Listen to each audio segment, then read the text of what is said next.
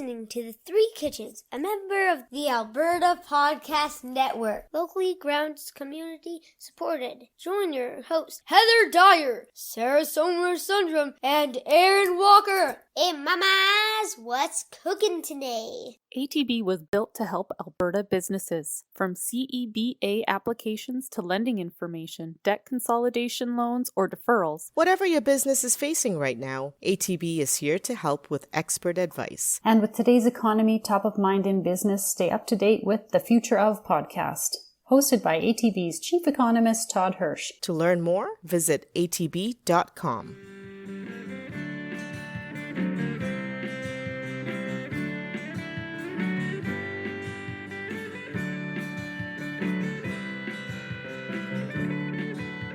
Hey guys, welcome to another episode of Three Kitchens. I am your host, Sarah Somasundaram, and I'm sitting here with Aaron Walker. Hello. And Heather Dyer. Hi. Hi. I was all thrown off by Aaron's voice that I wasn't sure what was going to come out. I'm having some water to try and... Sorry. Sorry, you're not actually here with Aaron. You're here with... Elmo. Give me another name. Someone from Fraggle Rock. Yeah. Oh, yeah. Sorry, my throat didn't show up for this recording. Hello. Now I'm here. Maybe we didn't do enough vocal warm-ups before this. La la la la la. Me, me, me, me. Was that enough? Okay. That's enough for everyone.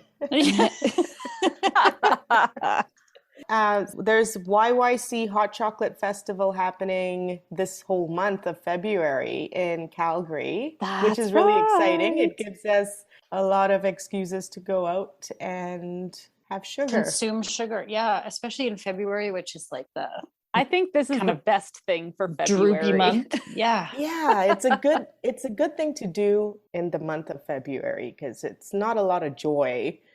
Yeah, nobody goes, ooh, yay, it's February here. Yeah, That's right. And it's in support of the local Meals on Wheels, which Right. is an organization that sees volunteers deliver meals to isolated folks like seniors who can't necessarily get out as easily as the rest of us. So that is a nice cause to support as well. Mm-hmm.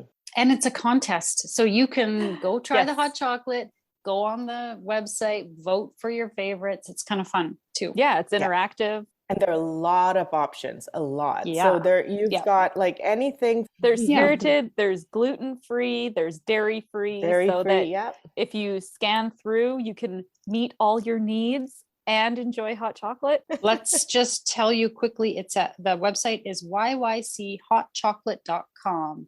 That's right. So if you are in Calgary and you want to go and participate, you can look it up. We'll link to it in our show notes. And if you're not in Calgary, you can still go on it and you can see what they put into their hot chocolates and try to make one yourself.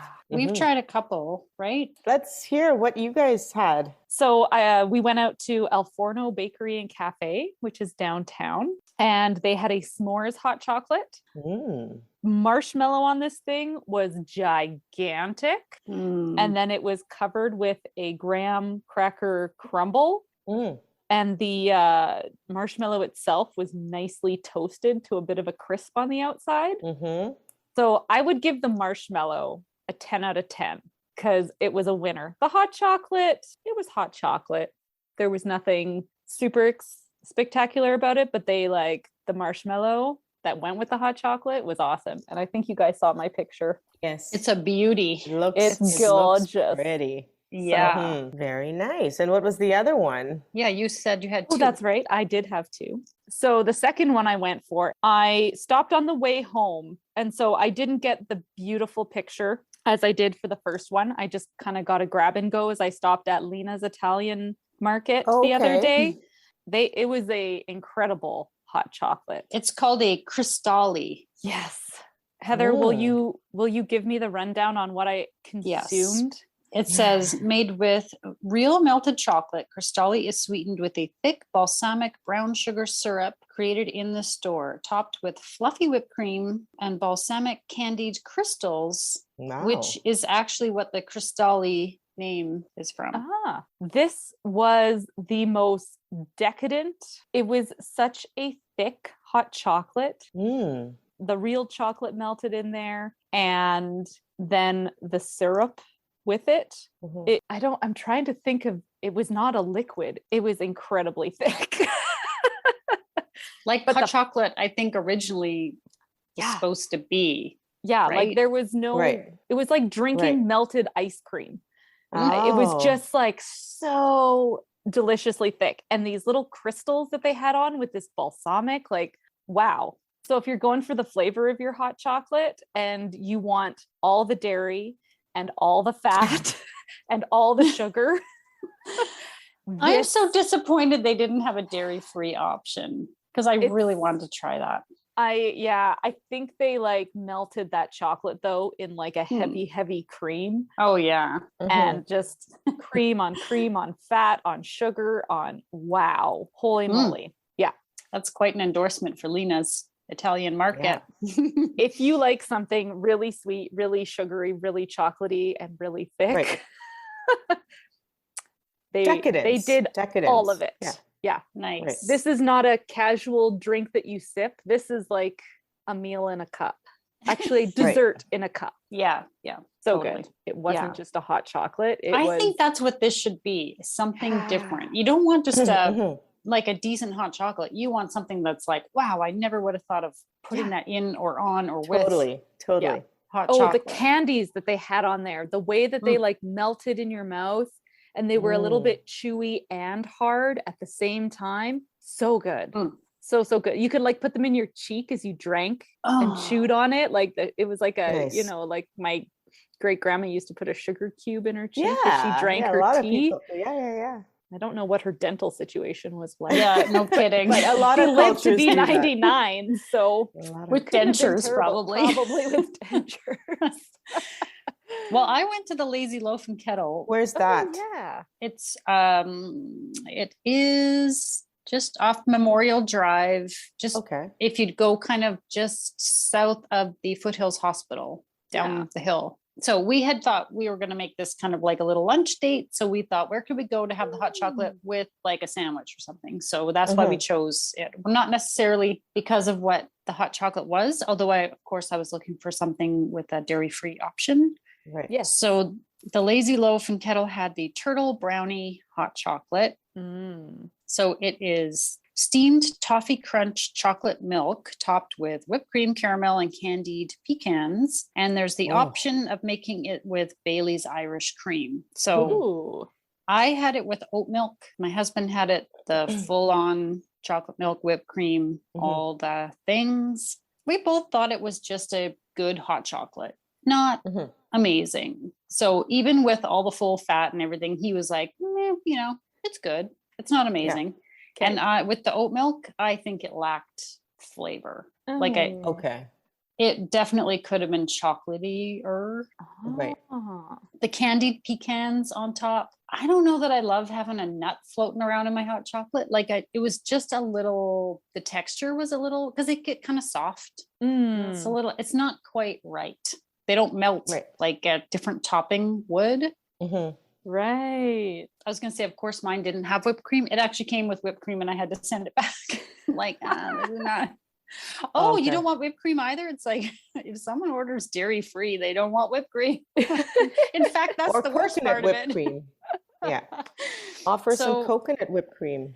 Yeah, that would have been amazing, but no. So in my mind, it was a fine hot chocolate. It wasn't an amazing hot chocolate. You know, you're paying a little more too. It is it's a fundraiser and, you know, it's a special thing. So you pay a little bit more, which I don't mind. Yeah. But I wouldn't say on an average day, it was worth the extra. So I look forward to trying other ones because the month is still young. I can get out and taste some more. So we ended up going out yesterday. As soon as I saw that, I hope I pronounced this correctly. Hot Patisserie. You guys know this place? Like it's Yes, they make macarons. yes, Oh, the most amazing macarons the there. Yellow House Mission. And as soon as I knew that they were making a hot chocolate, we're like, okay, let's just go park the car, take the dog for a walk, and let's go get some hot chocolate. This is what they have in their hot chocolate. It is chocolate and strawberry flavors, macaron dipped in dark chocolate, and it is dairy-free, and it's plant-based, and it's gluten-free as well. What was the name of it? Sorry. It's called hot chocolate dipped. Oh, okay. So we had a nice little walk. It was really nice yesterday. We walked over there, and as soon as we got there was a big sign saying "out of hot chocolates." So we're like, "Oh no!" And the kids were really sad, and I was like, "Oh." Okay. It's February and we're already sad enough. The least you could do is keep your hot chocolate and stuff. Yeah. You can't deal with any more disappointment. Yeah, come on. Exactly. So yesterday was really nice, but it was very windy. So the kids were already getting a little cold, and we had the pup with us, right? So I'm like desperately trying to find another place that's close by to get a hot chocolate. And then, so we end up at V Burger on 17th Avenue. Okay. We ended up having a malted hot chocolate shake. Oh. And it is chocolate ice cream, malted chocolate powder, whipped cream, chocolate sauce, caramel sauce, and a torched marshmallow. Wow. So I took a sip, and as soon as I took a sip from the hot chocolate, I went, oh, this is soy milk based. So this was dairy free. And all our food, even our burgers, everything was vegan. Oh. And it was so good. Like, I can't believe what they did with this hot chocolate and their food. Nice. Because it was delicious. They've done a great job, and the kids loved it. Cool. Oh, So go yum. check that out. But we're going to try to get back to the patisserie to try their hot chocolate. Okay, now we should talk about what we're cooking. What are and we doing. cooking? So are we going to have like a really serious and intense show here, or is it going to be more light and enjoyable, Sarah? When is it ever serious and intense? Yeah. What are you on? Is this because I'm baking a cake? See, I'm setting you up for the segue here, Sarah. Come on. I want it to be light because I'm baking a cake. Yeah. Oh my God. Yay. We haven't really had a cake, have we, No. on the podcast so far? Like an honest to goodness, just cake? No, No. I'm so excited. Ooh, Yeah, this it's is our good. first cake. And I'm hoping it's going to be a pretty cake, but just give me a chance here. 'Cause Okay. this First, is make not- it taste good. Second, Right. Yes, that's the then most you can important. make it pretty. Yeah, okay. All right. It's called Ondeh Ondeh Cake, and this comes from Malaysia. So this is another Malaysian dessert. As I said, Malaysian desserts like one of my favorites, right? I'm not big into Asian desserts because they're either too sweet or not creamy enough, and I find that Malaysian desserts are just amazing. Usually, Ondeh Ondeh Cake is like a chiffon cake. Am I saying that correctly? Okay. Chiffon, like very light. It's a very light, spongy cake. And there are two things that are very important for this cake. Well, three. One is called pandan. Have you guys ever dealt with pandan leaves? Nope. Okay. This is a pandan leaf, also called I think it's called screw pine leaf. Hey. And you can find this in T&T. Like if you ever smell this or put this in your food, it is the food of the gods. There is nothing, I don't know how to explain the flavor of this and the smell. It is so beautiful. Oh. It looks like almost like corn stalks, like small Yeah. version. Yeah. Mine are frozen, so maybe they're not very Trying pretty to right now. describe it, but it's like a little bunch of tall. It looks like a wide grass that kind of curls Grass. at the top. Yeah. It's maybe like a miniature sugar cane, but not a cane, It's not a cane. but it's a But grass. that's interesting that you bring sugarcane up because we're going to talk about that after too.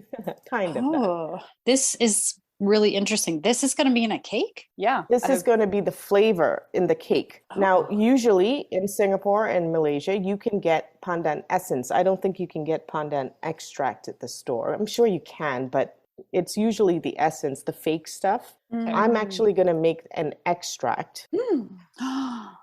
Cool. Add this with distilled water, like a boiled water that's cooled down. You blend it up, put it through a sieve or a cheesecloth, and you put it in a jar and you leave it in your fridge for a few days. And as you leave it, the water will start separating from the I guess, the extract. Is there an oil? I guess the green part will settle down and be heavier, and there'll be a clear part that separates from it, and you keep skimming that clear part out. Okay, sorry, I have to ask you to go back a step. Okay. So we're like so confused. What's happening? Sorry. What's happening? So you put the leaves in the water and you blend them up. You blend them up. Okay, and then you strain it right away. You don't let the leaves sit in the water. No, you strain it. Now I get it. And then it sits in a jar and it starts separating. There's a dark green part that goes to the bottom and a clear part that rises to the top. And you want to get rid of the clear part. This is really cool. And what you're left with is an extract that you can use for your cake. How many of those plants that looks like a plant, I don't know how to describe it. How many bunches like that would you be using to make your extract? Not bunches, but you see how each one of these... Oh, leaves. I'm going to be using about 20 of them. 20 leaves? Well, they do kind of grow in a bunch. It looks like they're attached. Yeah. Right. Yeah. It's killing me not to smell this right now. I know. I don't know if you feel like this, Heather, but I'm like, I constantly just want to like reach out and smell this thing. And when you opened it up there, I was like, oh, I bet it smells really good down in the like root of that leaf. Ah. Yeah. Okay. I know. The funny thing about this, and I have known pandan leaves like to flavor rice. So you usually take it, you make a knot, and you throw it into your rice cooker, and it flavors like it's. I don't know how to describe this taste, but you're gonna taste it soon. So in the cake, it'll be very obvious that it's pandan. And I also know it to be in desserts, Malaysian desserts. What I didn't know was I just connected with my cousin's wife on Facebook to ask her this, and she said that they use this in curries in Sri Lanka. So that's something I didn't know happened, but now I want to put this in a curry next time I make a curry and just see what happens to it. Is it sweet? It's fragrant. I know she said we're going to be tasting it soon, but I'm just... This is like 20 questions on what does it smell like. I would not call it floral. I just don't know how to. Okay, that's fine. I can't wait. This is amazing. Why don't you just, next time you see it, grab it? I throw it in my freezer and then I put it in my rice. Like in the fresh herbs? In the fresher parts. But do you know how they have those packaged herbs sometimes? It's around that area. And they usually have like banana leaves there and stuff like that. Is it seasonal at all, or is it sort of... I don't know. Okay. I just, when I see it, I grab it. I throw it in my freezer. Got it. Oh, I'm totally going to pick some up next time. Even just to smell it in the store. Is that bad form? To be like getting close to it in the store and trying to smell it? Like they're usually packaged.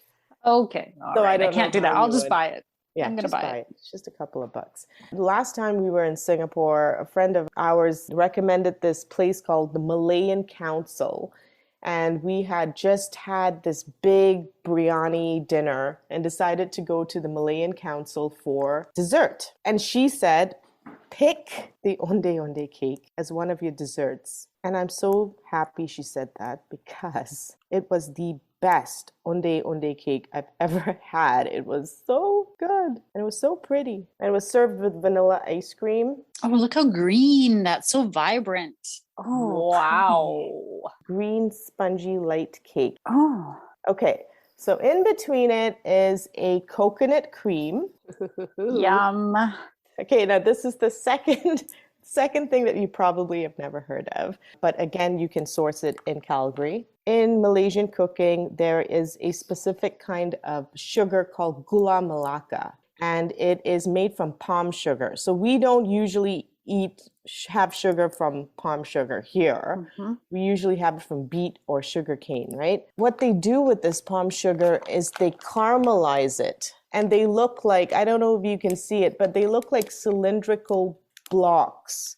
Oh, this looks like that sugar from Mexico that you put in the coffee, like the special, and it dissolves. And is it dark like this? Yeah. And it's like a little cone kind of shape. I don't know what it's made of, but I wonder if it's similar. So this, you see how dark it is? It's like the color of dark chocolate, right? Like molasses. It reminds me of molasses. Right. It's the color of molasses.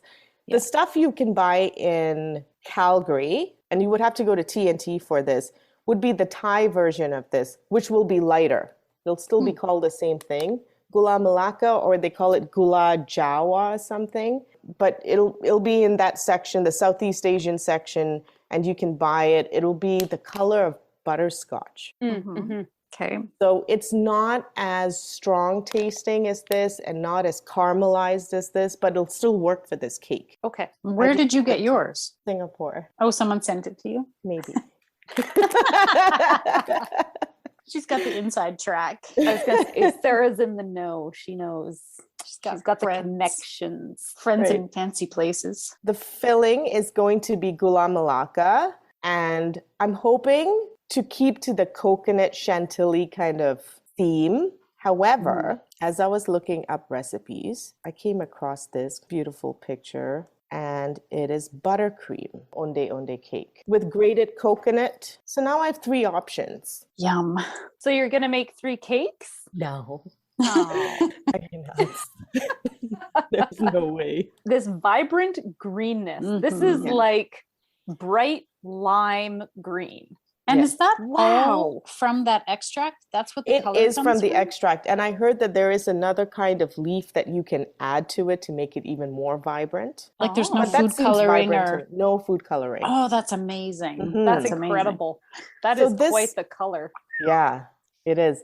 This website that I am looking at is called bakewithpaws.com. So there are some great recipes in each. There's even a recipe on how to make the extract from this. Oh, excellent. So everything's here. I don't know what to do because I kind of want to recreate what I had at the Malayan Council, which didn't have buttercream. It had the coconut chantilly. So it's like a coconut cream, right? Okay. Mhm. Frosting. And I don't know what to do because I am not a baker. I think I make 2 or 3 kinds of cake in my life, and it's on repeat and it's far in between. So I decided to call up a friend, Irene. Phone a friend, Regis. She's phoning a friend. Phoning a friend. She's One of cashing my in that life- token now. That's right. Irene and his sister have a cake company. It's called Bits of Joy. They make amazing cakes, and you've tried the cakes. I mean, I'm talking about Yeah. ube cakes and mango cakes and even like chocolate cakes. She made a cake for my birthday that was absolutely stunning. And so when I spoke to her, her family is from the Philippines. So they are Yes. very familiar with pandan leaf. And so when I asked her I kind of felt bad about asking, like, would you like to come and bake a cake with me? She was like, yes, absolutely. I'll be there. Do we get to eat it after? I'm like, absolutely. So hopefully you guys get a slice. No, I'm just joking. What? Of course. There will not be a second half if we do not get a slice. I'm just going to put that out there. Yeah, what would we talk about? We'd just be Yeah. watching Sarah Of course. eat her lovely the cake. cake. So you have this, I'm sorry, I'm going to mispronounce the galama. Gula Melaka? It looks very hard. Yes. Yeah. It's very it looks like a rock. Block. Yes. Yeah. Are you going to tell us more about how you use it? I mean, I am going to talk about more of that stuff in the second half. However, I do know I can answer that question. You do take a knife and you kind of cut through it Oh, okay. and you make chunks out of it. And then Okay. when you add it to whatever liquid you're adding it to or whatever else you're adding it to, you Oh, sort okay. of whip it into a granulated sugar. Okay, so it will sort of Disintegrate. dissolve or Melt. dissociate or Mm. Right. But you do have Ah. to chop it first. Interesting. Okay. I've seen sugar products like that before, and I've always wondered, how do you use this? Okay, cool. And as for what else is happening, I don't know. I'm waiting for Irene to get here, and she's coming over on the weekend. And then really, she's going to be the chef, and I'm going to be the sous chef. She'll be a great asset to me and this recipe. And I can't wait for you guys to try what pandan tastes like. Me too. Well, wish me Well, luck. have fun. Good luck. I might just randomly Pop in. pop For in sure. on the week. Totally. Sorry, what day and what time? I'll let you know Saturday. Cold drafts, flickering lights, and where's that leak coming from? If you've ever wondered what's really going on in your home, Roomies Ask a Home Inspector service can help. Connect with a certified professional home inspector by phone or video call and get your questions answered. Rumi will let you know what's easily fixable with a little DIY or when you might need to call in some professional help. Visit rumi.ca, that's RUMI.ca, and book your Ask a Home Inspector appointment today. Welcome back, guys. We It's are cake here time. and yes, it is. We have been spoiled with more sweets. Mm-hmm. Can I just say that I've had a heart attack every time I've seen a green cake? Because for some reason, there is this like mountain of green cakes showing up on our Instagram feeds. And every time I'm like, oh my God. But isn't it Yeah. weird? It's still it is weird. Super weird. We should explain to the listeners. So sometimes we come up with these recipe ideas and you know, we kind of pre-recorded a few weeks prior to when it comes out. And then all of a sudden in the weeks following after the recording, it seems like everyone has the same idea as us. And then we get all like, is someone listening to us? And or what's we happening? just super on, like we're on like, the ball. on some kind of vibe. Yeah. Totally. In the universe. And yeah. And as soon as we talked about this Ondeh Ondeh cake that we're going to make, all of a sudden we started seeing all these green cakes coming up in our IG feed. We were just like, oh my God, is it pandan cake? But it wasn't. Yeah. My heart stopped every time. There's a lot of ways to make green cakes, apparently. There's pistachio, there's lime, This is what I'm matcha, learning. So out of all the cakes that I have seen, Yes. I would say the pandan is the brightest, prettiest green out of the green cakes that I have feasted my eyes upon. And it's natural green. There's no artificial color going in that. Well, maybe. Well, not. okay. Well, let's hear about it. I shouldn't speak. Before I don't actually you sell it there, Heather. Yeah, I assumed. Tell us what happened with your cake. It would have been green like that. Okay, yes. so first I made the extract, right? And we talked about how to make that, but I didn't make it early enough and it didn't settle.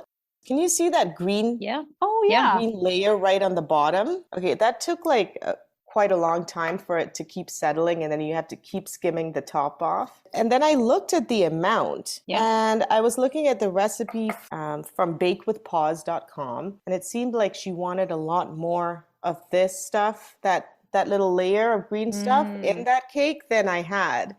So now I'm freaking out. And I knew that Irene had pandan extract, but you know, I don't want to sell this recipe and then no one be able to go get the extract. So I wanted to hunt this down. And I've never had luck getting pandan extract here in Calgary. But I called the store called Lucky Supermarket, and it's at Sunridge. And I've been to Lucky before, but I went there specifically to get one thing. And I never really looked around. And this time we went and we looked around and they had the pandan extract. So if you want to go get that, they're really friendly there. They help you out.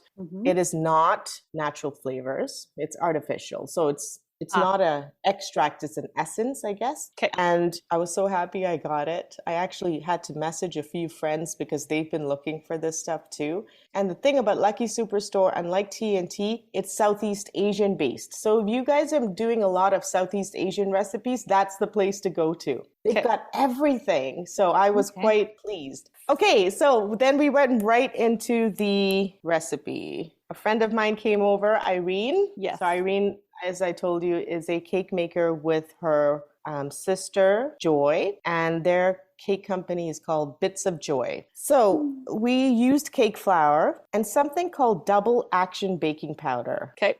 Irene looked it up and said that double action is because when you're making things in a large quantity and it has to kind of sit around, double action is the stuff to use like in a bakery or something. She didn't think it was necessary for this recipe. Oh, okay. 6 egg yolks, salt, vegetable oil, milk, and 52 grams of this concentrated pandan juice. Okay, so instead of doing that, we used a few drops of the pandan essence, and then we replaced the liquid, the 52 grams, with more milk. Okay. Does that make sense? Mhm. Okay, so that's the change you're going to do by using this. Okay. And it worked perfectly. Irene said to line the cake pans with wax paper, not parchment paper, Okay. because it's actually easier to peel off at the Oh, end. okay. And it doesn't pull at the cake. And she knows her Okay. stuff, so trust Yeah, me yeah. on this one.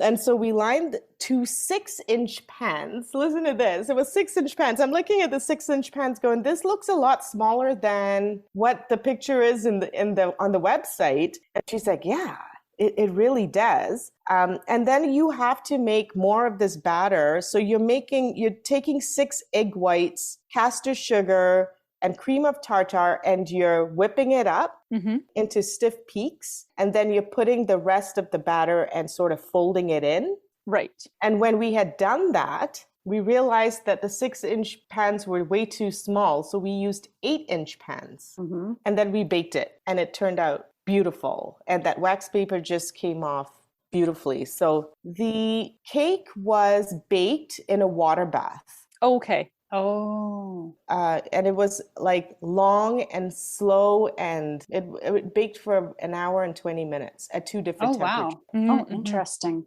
And on her website, you can do it without doing a water bath, and she tells you how to modify it Okay. if you don't want to use a water bath. So I suggest do whatever Sarah did. that part Yeah. of the recipe, it's fantastic. So stick to that, and then just replace the extract with the milk. Then we went to make the Swiss meringue buttercream recipe. So this is egg whites, castor sugar, butter, room temperature butter. Everything has to be room temperature, including the eggs. So make sure you take everything out. Salt, and again, 4 to 5 tablespoons of pandan juice. Where did I yield that with this? I didn't. So again, we used the essence. You follow the instructions, and what you do is you actually melt the butter in the eggs on a double boiler. So you don't cook your eggs? Yeah. That's your Swiss meringue.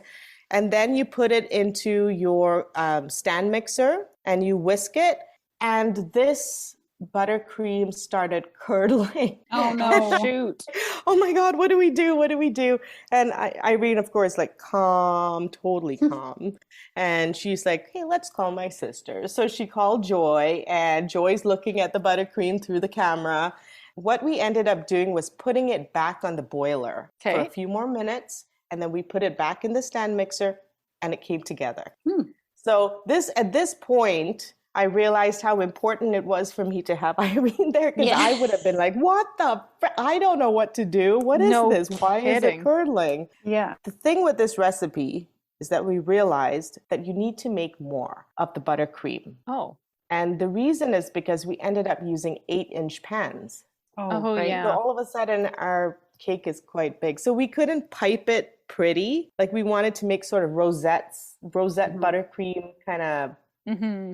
decorations on top, but we didn't have enough buttercream for that. So if you're doing this recipe, just keep that in mind. Just maybe add like half more quantity All right. to the butter. Mm-hmm.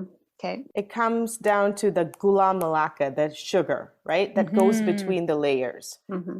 So when the cake was done, what we did was we had 2 8-inch cakes, and we cut it in half. Right. And Irene had a great technique of cutting it in half. Okay. What she does is she puts it on one of those revolving cake spinning things. What do you call A it? lazy Susan? There you So go. fancy. Okay. You hold the top, and you take a bread knife, and you start cutting the edge, but you don't cut across. You keep turning it, and you sort of slice it, Okay. right? Does that make sense? Okay. Yeah. Yeah. In Yeah. half, and then you're putting pressure. Instead of going back and forth, you're really putting pressure on it, and then Oh. it slowly cuts, and it was very even and beautiful, and nothing broke. Right. Oh. Okay, so we have 4 layers now, and what we're supposed to do is we're supposed to put the buttercream in each layer, and then we're Mhm. supposed to put some dried coconut flakes, Mm-hmm. and then you're supposed to put the Gula Melaka on. She said chop it up and then throw the Gula Melaka on. But we were looking at other YouTube videos, and this is what we ended up doing. We ended up making Gula Melaka syrup. It isn't a simple syrup. It's about half the water, so it's quite thick. Mm-hmm. And then we ended up drizzling the syrup on the layers. And we put everything together, and then and when I say Irene frosted the cake because she does such a good job. I didn't want to touch it at this point because too much had gone wrong. I'm like, just please, you do it. And then it was done, and we had a great night, and I thought it turned out really good, and it reminded me of what I eat at home. So this was not off. Okay. Even though it was done with buttercream, and buttercream is not the traditional stuff that goes on this. What actually is the traditional stuff is the coconut cream, right? Right. I think the buttercream was way better. Oh. So I'll definitely be doing buttercream again, but I might just do a coconut buttercream next time instead of a pandan buttercream. Oh, I see. Yeah. So if you didn't use your pandan extract that you made yourself, yes, how did it turn green? Is the essence green? Yeah, the essence is green. Okay. Thank you for answering my question. Yeah, I wondered if there was some food coloring. Yeah, I was like, what happened? Yeah. Okay, cool. No food coloring. I loved the texture of that cake. Mm-hmm. It was so like spongy a cloud and light, and I just wanted to It's a chiffon cake, right? Oh, it's amazing texture. Super yummy, yeah. So light, good. like the lightest cake I think I've ever that I can remember. Even one of my kids, because everybody I shared this time. I usually don't, but I did. and even one of my kids was like, wow, this is like the lightest cake I've ever had. And kids don't usually pay attention. They usually just gobble it up. So, and the buttercream too, holy smooth as silk. Yeah, smooth as silk. And that really, that almost was not smooth as silk. Oh, yeah. Incredible. Yeah. How you could get buttercream like that. Maybe it's the Swiss meringue method. I've never done that. Mm-hmm. Yeah. What did you think of the flavors? I will still have to say, I don't know what pandan tastes like. I still have no idea what it tastes like. Really? Okay. I felt like I could taste something in behind. The coconut was a very pronounced flavor. And I think that's where Heather was about to say. Sorry, Heather. No, I agree. It was the coconut that I tore apart your cake a little bit, even though it was so beautiful. I went and kind of tried to get just the cake, no buttercream. Right. Yeah. And then I could taste I see what you mean by floral, I think. I would never describe it as floral, but I've heard it being described as floral. Yeah. I'd like to try what this little jar you're showing us now. Why don't I bring it and you guys smell it? Yeah. Yeah. And I think once you smell it, you'll know what it tastes like. Yeah. Because this is really more of a fragrant. Yeah. I was going to say, I could taste it in my nose, and I don't know how to, that's why I think people call it floral, is because the flavor goes up into your, I feel like talking about noses and flavors is like, you shouldn't. But it's true. It's funny because Irene and her husband and I were actually talking about it. It's like, how would you describe pandan? Because you really taste it with your nose. Like it is a funny thing through fragrance. But okay, that's the thing that I tasted that I thought was pandan. So I was on the right track. You were right. You were totally right. And we were talking about how would you describe pandan flavors to someone who hasn't tasted it. And, it's a very mild flavor. Mm-hmm. When we put the pandan extract into the batter. Oh, yeah. And then we just sort of tasted it to see if it was strong enough. We realized that it tasted a lot like coconut. Oh. Like it had a lot of that coconut profile on it. And okay, so, that's interesting. Okay. So that makes maybe sense. It's more of maybe it's very similar but it's not coconut. So if you don't like coconut, you can totally make this cake without the coconut flakes and stuff like that. I don't want you to think, oh, I don't like coconut cake, so I'm not going to make this. It's different.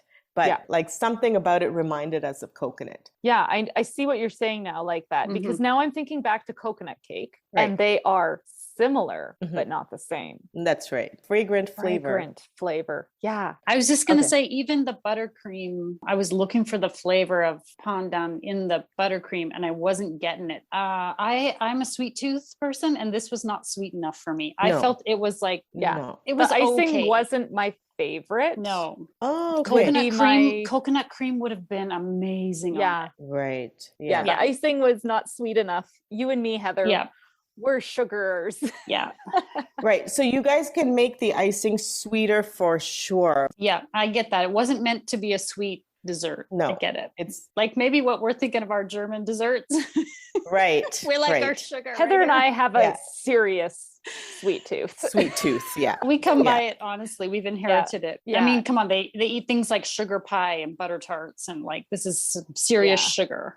So Of that was too sweet for me. So like I couldn't even have a hot chocolate the next day, right? So you imagine what our tolerance for sugar different is. palate It's different. for sure. Yeah. Mhm. Yeah. But again, you can always add more sugar to your Mm-hmm. buttercream. That's easy to do, right? It doesn't change anything there. So, I'd be interested to see what the coconut cream would be like. Yeah. yes, I'm definitely making this cake again. It's like 100% for sure. The kids loved it. Everybody kept eating it.